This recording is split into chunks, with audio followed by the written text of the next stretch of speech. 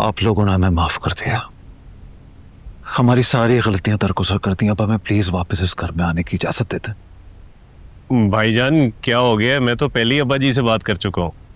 मुझे राजता और बच्चियों को अब्बा जी और अम्मी जी की सरपरस्ती की जरूरत है। राजता अकेली तो नहीं रह सकती और वो चाहती है कि अब्बा जी और अम्मी जी दोनों हमारे पास आकर रहें। अब्बा जी आ जाए ना हमारे पास। एक मिनट।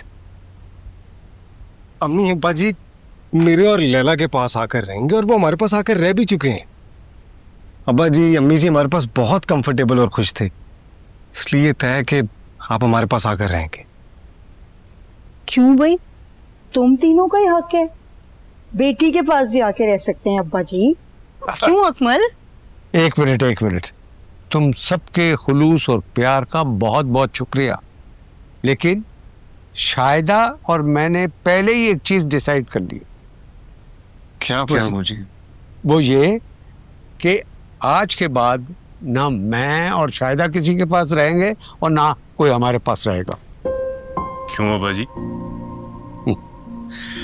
देखो बेटा, तुम्हारी माँ से शादी की है वे मुझे 55 साल हो गए और इन सालों में मैंने बहुत कुछ जमा किया, इज्जत, दौलत,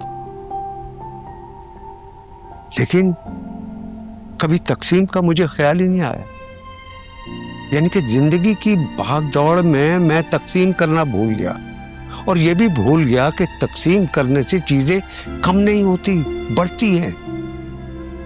पहले नाराज होके तुम सबको तकसीम किया और उसके बाद इस घर से जाने का कहा, लेकिन आज शायदा और मैं खुशी से तुम सबको इस घर से जाने का कह रहे हो। हालांकि ये फैसला हमें बहुत पहले कर लेना चाहिए था। हमारे पास इतनी दौलत थी कि मैं इज्जत के साथ तकसीम करते और सबको अलग-अलग उनके घर बसा कर देते, और फिर तुम सब जमा होके हमारे पास आते तो तुम सबके दिलों में मोहब्बत, प्यार, खुलूस होता, किसी के दिल में नफरत ना होती। खैर, देर आए दुरुस्त आए। आज के बाद तुम सबके घर अलग-अलग होंगे, लेकिन दिल करीब होंगे। और अब्बा जी मैं आपके साथ रहना चाहता हूँ। मैं भी अब्बा जी।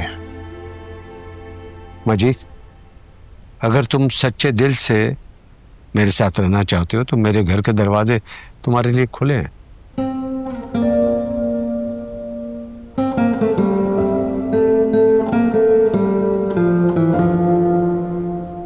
और मैं अब्बा जी?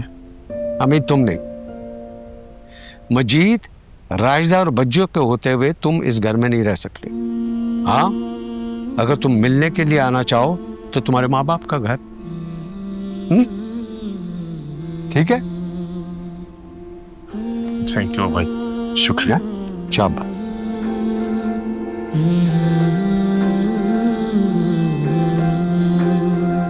क्या कहें रिश्ते या खुद गर्जियां,